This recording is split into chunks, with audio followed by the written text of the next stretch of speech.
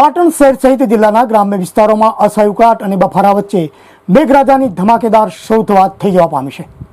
મંગળવારની મોડી સાંજે પાટણ શહેર સહિત પંથકમાં વીજળીના કડાકા ભડાકાના ગાજવીજ સાથે ધોધમાર મેઘમહેર થતા વાતાવરણમાં એકંદરે ઠંડક પ્રસરી જવા પામી હતી।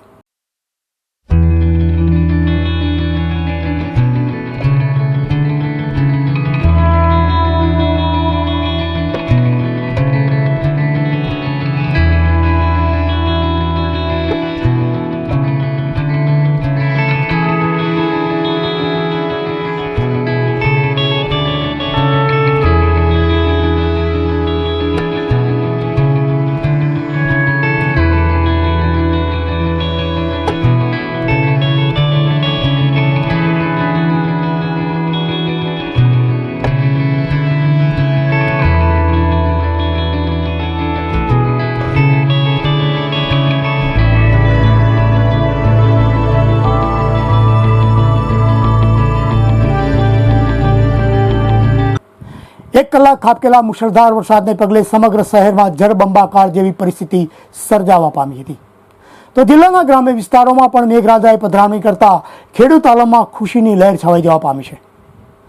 જળ પરિવર્તનને પગલે છેલ્લા કેટલાક દિવસોથી અસહ્ય ઉકળાટ અને બફારાથી સમગ્ર જનજીવન ત્રાહિમામ પોકારી ઉઠ્યું હતું।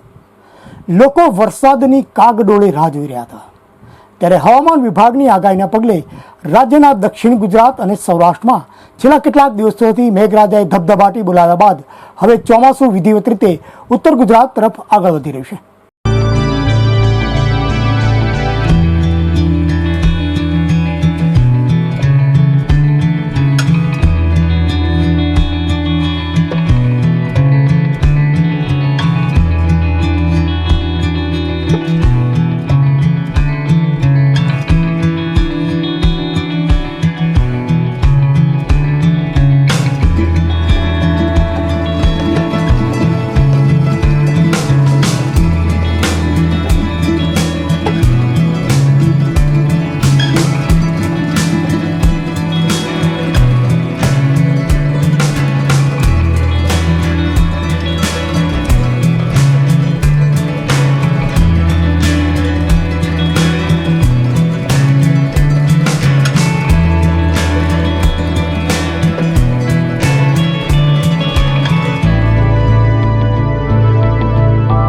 ત્યારે હવામાન વિભાગની આગાહીના પગલે મંગળવારની મોડી સાંજે પાટણ શહેર સહિત જિલ્લામાં વાતાવરણમાં એકાએક પલટો આવ્યા બાદ વરસાદી માહોલ છવાયો હતો અને જોતામાં ગાજવીજ અને વીજળીના તેજ લીટોટા સાથે મુશળધાર વરસાદ વરસતા સર્વત્ર જળબંબાકાર જેવી પરિસ્થિતિ સર્જાવા પામી હતી।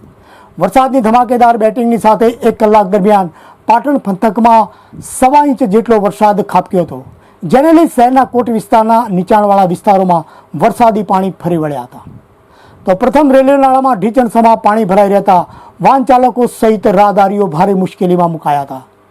માત્ર 1.25 ઇંચ વરસાદમાં જ પ્રથમ રેલવે નાળા જાણે બેટમાં ફેરવાઈ ગયું હોય તેમ લોકોએ તેમાં નાહવાની મજા પણ માણી હતી। તો પ્રથમ વરસાદમાં નાના ભૂલકાઓએ વરસાદી પાણીમાં નાહવાની મન ભરીને મજા માણી હતી। આમ પાટણ શહેર સહિત સમગ્ર જિલ્લામાં જેઠ માસના અંત ભાગમાં જ મેઘરાજાની પધરામણી થતાં વાતાવરણમાં એકંદરે ઠંડક પ્રસરી જવા પામી છે। આ ઉપરાંત જિલ્લાના અન્ય તાલુકાઓમાં પણ મેઘરાજાની પધરામણી થતાં ખેડૂત આલમમાં એકંદરે આનંદની લાગણી છવાઈ જવા પામી છે।